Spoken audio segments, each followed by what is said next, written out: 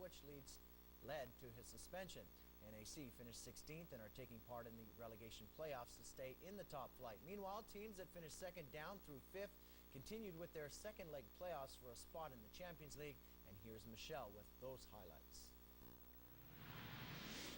AZ Alkmaar fans knew they needed to score first, trailing 3-1 on aggregate after the first leg. Hosts in green, corner kick from Cornelise, headed on goal by Danny Buys, but Henk Timmer was ready for it, that opening chance in the 24th. AZ, though, found their form that took them to second in the table in the regular season soon after that. Long ball knotted onto the foot of Shota Arveladze, but that's saved by Bas Roorda, who's in goal. 42nd minute, another long ball situation for AZ.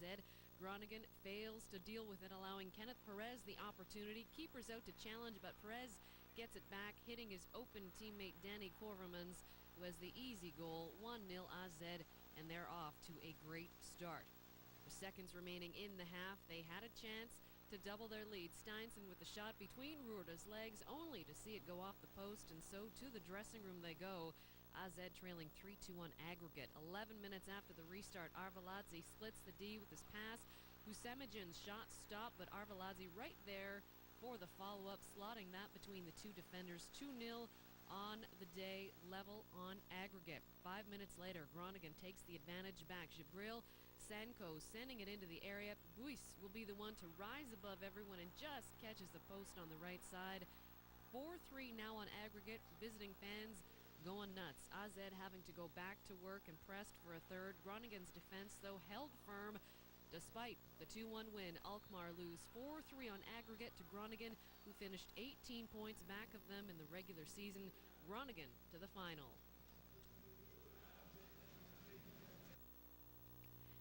Trailing 3-0 after the first leg to Ajax, Feyenoord trying to get it done at home. Goals a must for them, but it was a rocky start. Pascal Boschart gets beat here by Mauro Rosales. He gets the opener, beating Lodewijk in goal. 4-0 Ajax on aggregate. Feyenoord needing 5 to win. 6 minutes after that, Klaus-Jan Huntelaar making this run look oh so easy. No offside call here as he lifts the ball over the keeper and into the corner. 2-0 Ajax, and a whopping 5-0 on aggregate, as some of the Feyenoord fans have seen enough, calling it a day.